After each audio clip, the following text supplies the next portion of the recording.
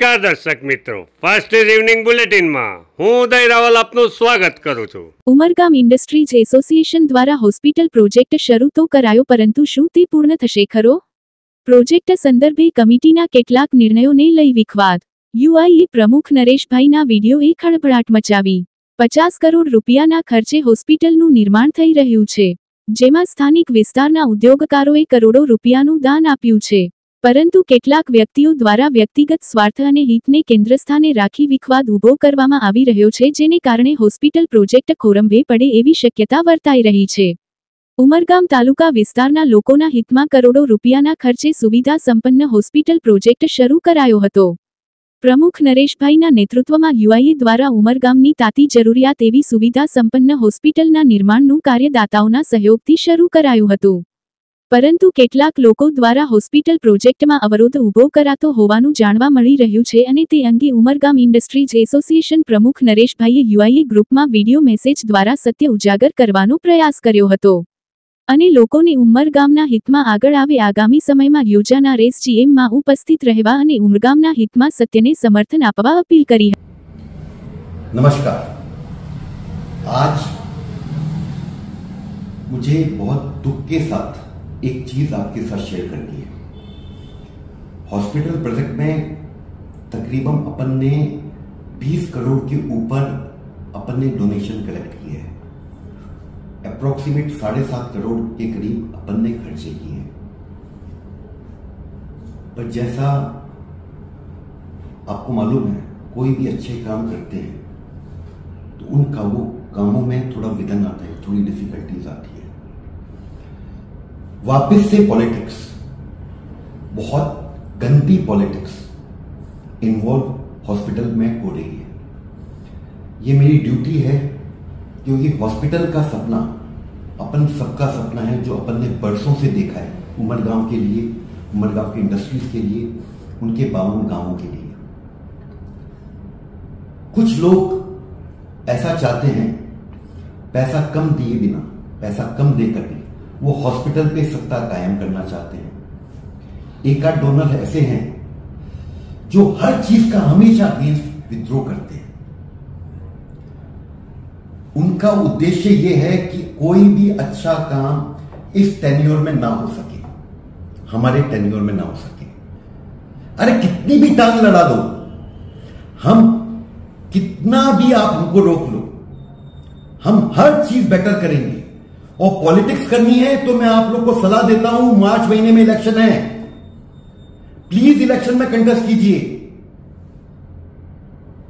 अगर आप उमरगांव का भला करना चाहते हैं तो आप इलेक्शन में पार्टिसिपेट करके जीत के आप भला कीजिए। उन सब ने मुझे मजबूर किया है, हमारी कमेटी को मजबूर किया है कि आज के दिन जो हमने प्रायर डोनर से बात किया था, जो कमिटमेंट किया था, उसको वो लोग डेली बोलते हैं नल एंड वॉइड। ऐसे माहौल में वो बार बार बोलते हैं एसडीएम से ही अपन हॉस्पिटल का सब फाइनलाइज कर सकते हैं। तो एसडीएम किए बिना उन्होंने हमको करोड़ों रुपए डोनेशन दिए हैं। तो आज हम सबको ये उचित लगा है कि हम लोग जो पैसा हमारे पास 12.5-13 करोड़ बैलेंस है, हम अपने सब डोनर्स को वो पैसा रिफंड कर रहे हैं। और ये काम तभी शुरू होगा जब एसडीएम उसको सही तरीके से पास करेगा। मैं आप सबको एक दरखास्त करता हूं, एक रिक्वेस्ट करता हूं, आप लोग को एजीएम एसडीएम में पार्टिसिपेट करना पड़ेगा। अगर आप अपने इंडस्ट्री के लिए भला चाहते हो, उमरगांव को ग्रो करवाना चाहते हो, आपको उसमें पार्टिसिपेट करना पड़ेगा। कि कुछ लोग अपने स्वार्थ के लिए, अपनी पोस्ट के लिए पूरे उमरगांव का नुकसान करवा रहे हैं। तो मेरी आप सबको दरखास्त है, आप लोग एसडीएम में आइए। डोनर्स का क्या एक्सपेक्टेशंस है? जो आज 11 करोड़ 5 करोड़ देगा, वो कुछ एक्सपेक्टेशंस रखेगा कि नहीं रखेगा? तो आज अपन को मिलके एसडीएम में ये मामले को तय करना है। और अगर सब ने मिलके उमरगांव के भले के लिए डिसीजन लिया तो हॉस्पिटल बनेगा ही नहीं, बहुत सुंदर बनेगा।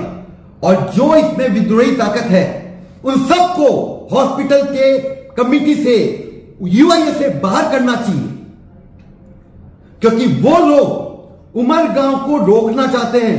अब उमरगांव को रोकना संभव नहीं है, असंभव है। सत्यमेव जयते। ઉમરગામ તાલુકામાં વિશ્વકર્મા જયંતીની ભક્તિભાવપૂર્વક ઉજવણી કરાઈ। ભગવાન વિશ્વકર્માને દેવશિલ્પી તરીકે ઓળખવામાં આવે છે અને તેમની પૂજા દર વર્ષે અંગ્રેજી કેલેન્ડર મુજબ 16 અથવા 17 સપ્ટેમ્બરના રોજ ધામધૂમથી ઉજવવામાં આવે છે।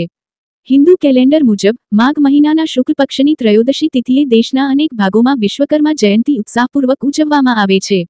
આ વર્ષે માઘ મહિનાની વિશ્વકર્મા જયંતી 10 ફેબ્રુઆરી 2025ના રોજ ઉજવવામાં આવી રહી છે। માનવામાં આવે છે કે બ્રહ્માંડના દિવ્ય શિલ્પી ભગવાન વિશ્વકર્મા માઘ મહિનાના શુક્લ પક્ષની ત્રયોદશી તિથિએ પ્રગટ થયા હતા। ભગવાન વિશ્વકર્માને દુનિયાના પ્રથમ એન્જિનિયર તરીકે ઓળખવામાં આવે છે। ઉમરગામ તાલુકા વિસ્તારમાં પણ દર વર્ષે વિશ્વકર્મા જયંતી નિમિત્તે પૂજાનું આયોજન કરવામાં આવે છે। ઉમરગામ તાલુકા વિસ્તારમાં કન્સ્ટ્રક્શન, એન્જિનિયરિંગ ઉદ્યોગો સહિત વિવિધ વ્યવસાય સાથે સંકળાયેલા કારીગરો પૂજામાં સંમેલિત થાય છે।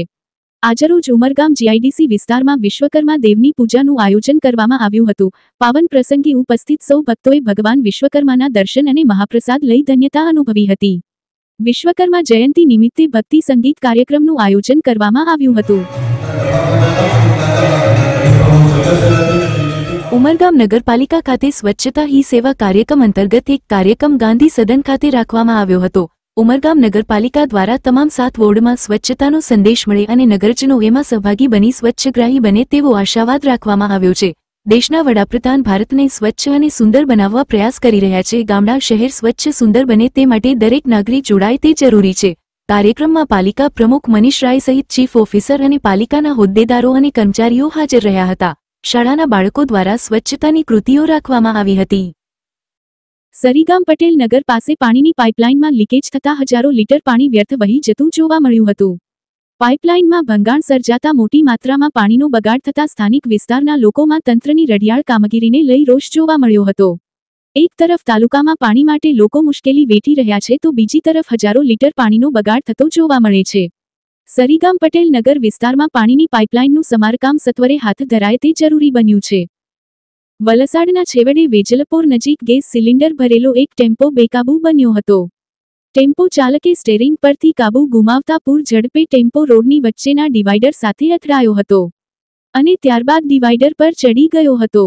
રોડ પર વાહનો અને રાહદારીઓની અવરજવર વચ્ચે બનેલી આ ઘટનાને કારણે દોડધામ મચી ગઈ હતી। ડિવાઈડર પર ટેમ્પો ચડી જતા ડિવાઈડરની વચ્ચે બનાવેલી પ્રોટેક્શન જાળી અને ડિવાઈડરને નુકસાન થયું હતું। બનાવની જાણ થતાં પોલીસની ટીમ સ્થળ પર પહોંચી હતી અને જરૂરી કાર્યવાહી હાથ ધરી હતી। આ ઘટનામાં ટેમ્પો ચાલકનો ચમત્કારિક બચાવ થયો હતો અને કોઈ ઈજા કે જાનહાનિ થઈ ન હતી। ફાસ્ટ ન્યૂઝ ઇવનિંગ બુલેટિનમાં આજે બસ આટલું જ। આવતીકાલે ફરી મળીશું। નમસ્કાર।